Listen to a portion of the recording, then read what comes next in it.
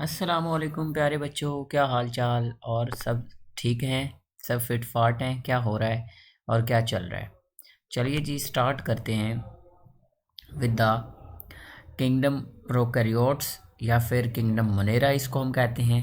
तो यहाँ पे हमने पढ़ने हैं ऐसे ऑर्गेनिजम्स जो हम कहते हैं कि बैक्टीरिया कहलाते हैं या फिर ब्लू ग्रीन एल्गी कहलाते हैं। तो प्रोकैरियोट्स हैं असल में। तो असल में हम पढ़ेंगे प्रोकैरियोट्स एंड देयर किंगडम।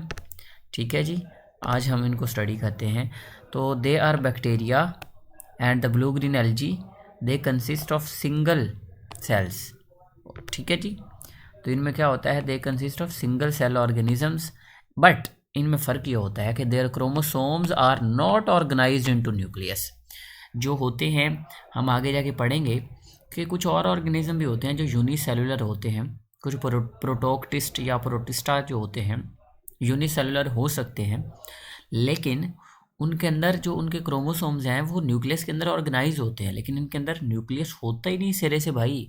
ठीक है, बहुत ही सिंपल सी बात है। तो बैक्टीरियल स्ट्रक्चर क्या होता है हम देखते हैं। तो bacteria, singular bacterium, plural bacteria होता है और singular bacterium are very small organisms consisting of single sales.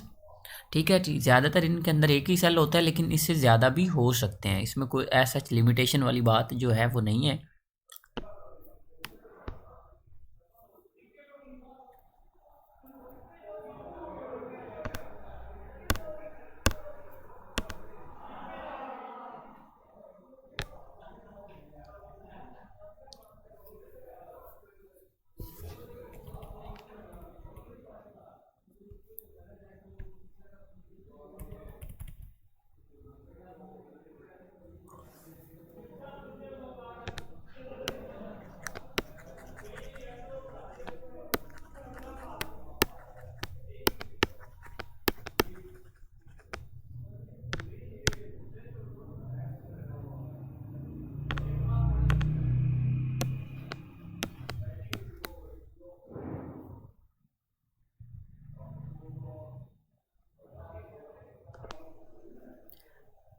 तो जी नेक्स्ट है हमारे पास विच इज़ द, कि उनकी लेंथ जो होती है वो इतनी हो सकती है। ठीक है, और आपने ये याद रखना है कि जो बैक्टीरिया होते हैं इनके अंदर कोई भी there is no multicellular कोई भी चीज़ इनमें अंदर नहीं होती, या फिर हम ये कह सकते हैं कि they have no cell membrane bounded organelles. उनके अंदर कोई भी ऐसे नहीं है कि मेम्ब्रेन बाउंडेड ऑर्गेनेलिस नहीं होते, चाहे वो सिंगल मेम्ब्रेनस हो, डबल मेम्ब्रेनस हो, कुछ भी हो, न्यूक्लियस हो, कुछ भी इनके अंदर नहीं होता, ना ही न्यूक्लियस इसी तरह इनके अंदर होता है। तो ये बातें आपने याद रखनी है। ठीक है, अब ये जो है ना बहुत ज़्यादा हाई मैग्नीफिकेशन के अंदर नज़र आते हैं। देयर सेल वॉल आज मेड नॉट ऑफ सेलुलोज। एक बड़ी इंपॉर्टेंट चीज़ है कि जो इनकी सेल वॉल के बारे में आपने याद रखनी है, वो सेलुलोज से नहीं बनी होती, बल्कि वो एक complex of protein, sugar and lipid से बनी होती है, जिसका एक स्पेसिफिक नाम भी होता है। मैंने अपने प्रीवियस लेक्चर्स में बताया, पेप्टिडोग्लाइकिन भी कहते हैं या फिर इसी को म्यूरिन भी कहते हैं। यहाँ पे मैं नीचे लिख रहा हूँ MUREIN। ठीक है जी, ये प्रोटीन का, शुगर्स का, लिपिड्स का एक मिक्सचर है। ठीक है, some bacteria have the slime capsule. इनके अंदर ना ऊपर कैप्सूल होती है सेल वॉल के आउटर साइड पे। Inside the cell wall is the cytoplasm, यानी कि सेल वॉल के अंदर जो है वो साइटोप्लाज्म मौजूद है, विच में contain granules of glycogen, lipid and the other food reserves. ठीक है जी, तो कुछ के अंदर स्लाइम कैप्सूल होता है, फिर क्रोमोसोम्स होते हैं, सिंगल DNA स्ट्रैंडेड होता है, लेकिन वो कोई न्यूक्लियस नहीं होता। ये बात आपने याद रखनी है। इसी तरह जो फ्लैजिला होता है कुछ बैक्टीरिया के अंदर, वो होता है। ये क्या स्ट्रक्चर है असल में, ये करती है मूवमेंट के अंदर हेल्प। तो ये बहुत ही इंपॉर्टेंट चीज़ है। तो हमारे पास जो होता है, each bacteria cell contains a single chromosome. ठीक है जी, लेकिन इसके अंदर सर्कुलर स्ट्रैंडेड DNA होता है। ये बात याद रखनी है, सर्कुलर स्ट्रैंडेड DNA होता है।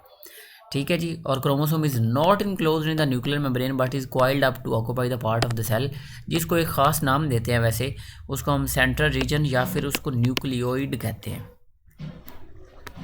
न्यूक्लियस नहीं होता, लेकिन इसको हम सेंट्रल जो रीजन है उसको हम क्या कहते हैं, न्यूक्लियोइड। मेम्ब्रेन नहीं है इस वजह से न्यूक्लियोइड कह रहे हैं। ठीक हो गया जी। अच्छा जी, नेक्स्ट है हमारे पास कि जो हमारा इंडिविजुअल बैक्टीरिया होता है उसकी बहुत सारी शेप्स हो सकती हैं। वो नॉर्मली होता है ऐसा है कि वो स्फेरिकल फॉर्म में भी हो सकता है, वो रॉड शेप के अंदर भी होता है। वैसे रॉड शेप बैक्टीरिया को बेसिलस कहते हैं। इसी तरह से स्पाइरल बैक्टीरिया के दो नाम होते हैं, एक होता है स्पाइरोकीट, ठीक है, और एक होता है स्पाइरीलियम। ठीक है। इसी तरह से स्फेरिकल जो फॉर्म होता है उसके अंदर विब्रियो। ठीक है, तो ये हमारे पास थे सारे बैक्टीरिया। इस तरह कोकाई ये इस तरह से होते हैं ना, स्फेरिकल कोकस भी होता है। ये सारी डिफरेंट फॉर्म्स हैं। ठीक है, और कुछ के ऊपर एक फिलामेंट मौजूद है जिसको हम कहते हैं फ्लैजिला। ठीक है, फ्लैजिला असल में फ्लैजिलम की प्लूरल है और इसका मतलब होता है कि ऐसी आउटग्रोथ, एक ऐसी स्ट्रक्चर जो कि उसकी मूवमेंट के अंदर हेल्प कर रही है by the help of flicking. ठीक है, flagella can flick and so move the bacterial cell about. So this was, ये था हमारा बैक्टीरिया के बारे में। यहाँ पे आप इसके डायग्राम को बहुत ही अच्छी तरह से देखोगे तो अगर मैं यहाँ पे इसको एक सर्कल के अंदर इनक्लोज कर लूँ और यहाँ पे जो भी ये थी चीज़ें रिमूव करूँ और फिर अब आपको दोबारा से इसको सारी डायग्राम को एक्सप्लेन करूँ, तो आप यहाँ पे देखें इसका ओवरऑल साइज 0.001 मिलीमीटर है। Flagellum in some bacteria, not in all bacteria. ठीक है, जो कि मूवमेंट के अंदर हेल्प कर रहा है, ये जो आउटग्रोथ सी हुई है। अच्छा, इसके आप देखें ये फिर सेल वॉल है और सेल वॉल के बाहर साइड पे ये देखें this is a slime capsule. ये भी सम के अंदर होता है, सब के अंदर नहीं होता। ठीक है, साइटोप्लाज्म आपको नज़र आ रहा है, ग्लाइकोजन ग्रैन्यूल्स, ताकि फूड ज़्यादा से ज़्यादा स्टोर हो जाए। अच्छा, स्टोरेज फॉर्म चूँकि ग्लाइकोजन होती है इसीलिए ग्लाइकोजन के ग्रैन्यूल्स होते हैं। सेल वॉल है और आप सेल वॉल के अंदर क्या होता है, पेप्टिडोग्लाइकिन या म्यूरिन, जिसको हम mixture of protein, sugars and lipids कह रहे थे। और क्रोमोसोम भी इसके अंदर सिंगल स्ट्रैंडेड DNA होता है जो कि सर्कुलर फॉर्म में होता है। और न्यूक्लियस की लाइनिंग कह रहा हूँ, सेल मेम्ब्रेन, यानी कि न्यूक्लियस इज़ नॉट मेम्ब्रेनस, तो न्यूक्लियस होता ही नहीं है, तो उस सेंट्रल रीजन को हमने क्या कहा था, न्यूक्लियोइड। ठीक है, उसके बाद हमने पढ़ा था इसकी डिफरेंट सिंगल स्ट्रैंडेड DNA इसकी बात होगी और न्यूक्लियोइड होता है। उसके बाद हमने इसके अंदर पढ़ा था कि इसकी डिफरेंट फॉर्म हो सकती हैं, स्फेरिकल फॉर्म होगी कोकस, रॉड शेप होगी तो बेसिलस उसका नाम होगा। वैसे आपके लिए याद रखने की ज़रूरत भी नहीं है, स्पाइरल, स्पाइरोकीट एंड स्पेरिलियम। ठीक है, और फ्लैजिला जो होते हैं वो मूवमेंट के अंदर हेल्प करते हैं। So that was all about the kingdom prokaryotes और किंगडम मोनेरा। ठीक हो गया। So in the next lecture inshallah we will discuss about kingdom Protoctista and the viruses. Thank you.